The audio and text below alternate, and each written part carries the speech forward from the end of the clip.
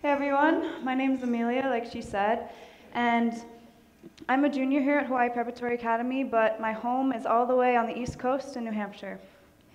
And today I will be talking to you about something I'm extremely passionate about, marine conservation. Imagine yourself walking on a beautiful white sand beach in the Caribbean, just enjoying the pristine shoreline. I myself was in this position about a year ago in Costa Rica. On my walk, however, I came across something rather odd. Right in the sand in front of me lie an old school dial telephone. I recalled my mother telling me one of her favorite childhood memories was calling up her friends on the landline, listening to the slight clicking noise as she spun each number around the dial. My biggest question was, how did this get here? This brings me to the topic of this talk, plastics. It's low cost, reusability and durability were once thought of as a plus, but if you think about these three words carefully, you can see how they can be quite harmful. Plastic is easy to produce and extremely cheap. It is meant to be reused, and it lasts a really, really long time. Let's travel back about 70 years. No one predicted the toll that plastic would take on the environment, or that it would end up in the marine ecosystem being consumed by animals and killing marine plants. This graph, produced by the World Economic Forum, shows that since 1964, plastic production has increased 20 times, producing a staggering 311 million tons in 2014. This is the equivalent of about 100 million elephants. There are less than 1 million elephants in existence today.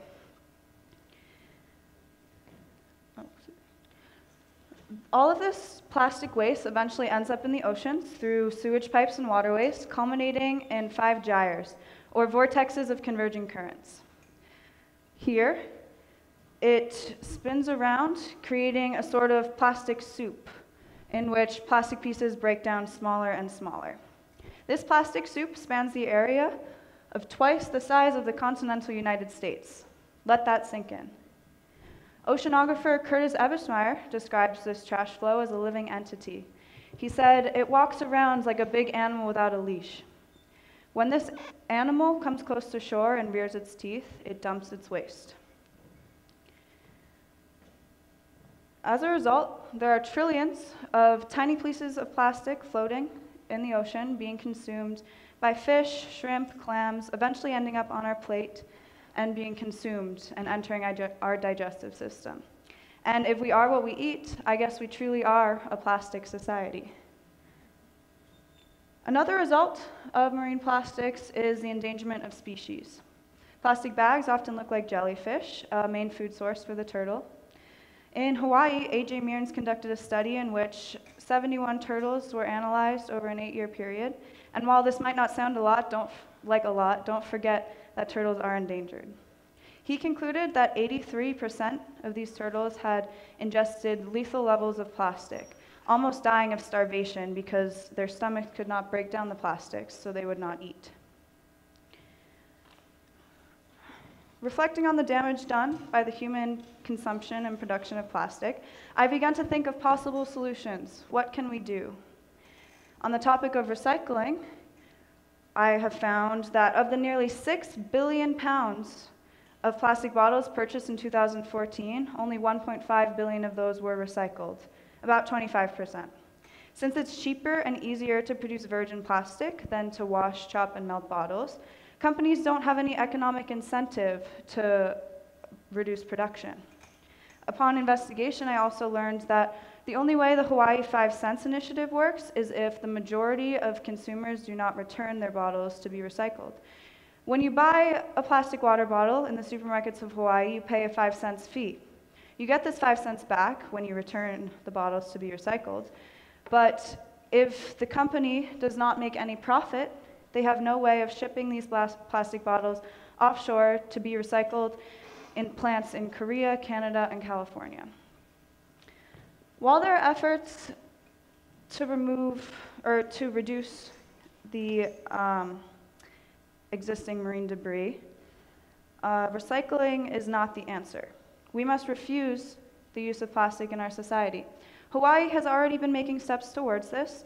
with its recent plastic bag ban, in which non-biodegradable plastics as well as paper bags containing less than 40% recycled material are not allowed at checkout. And this will make a significant difference, as the average American takes home about 1,500 plastic bags.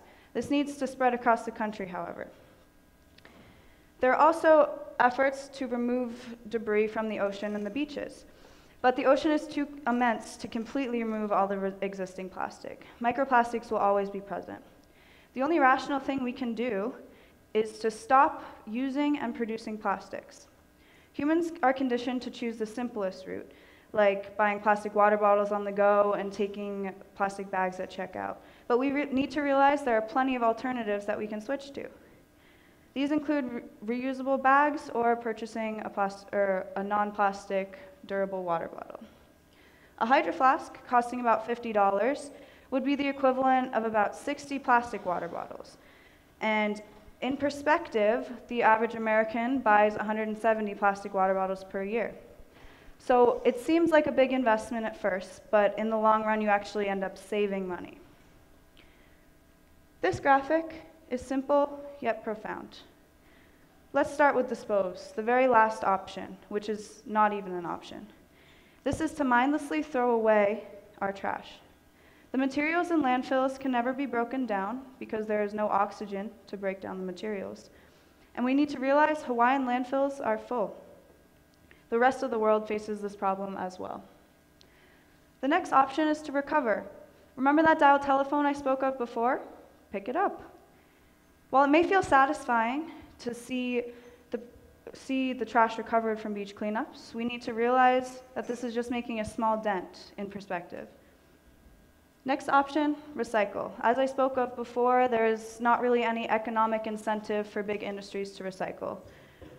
The one benefit that comes out of recycling, however, is seeing plastic as a valuable object. When we take time out of our day to put these plastics in a separate bin and wash them, we see that they are an important commodity. But recycling does not make any dent in our plastic production levels. Next option is to reuse. Wash those bags that you get at the supermarket and reuse them. Use what you have for other purposes around the house. Next, we have reduce. Don't take that plastic straw. Say no to the plastic bag. Look for packaging that has less plastics in it. Finally, we must refuse the purchase of plastics. The only thing that will drastically change our garbage footprint is to stop buying plastic bottles, to stop taking plastic bags from the supermarket. I desperately want to see my beaches, your beaches, our beaches, free from plastic debris. So unless the world of Disney's WALL-E is pleasing to you, please refrain from the use of plastic in society. Thank you.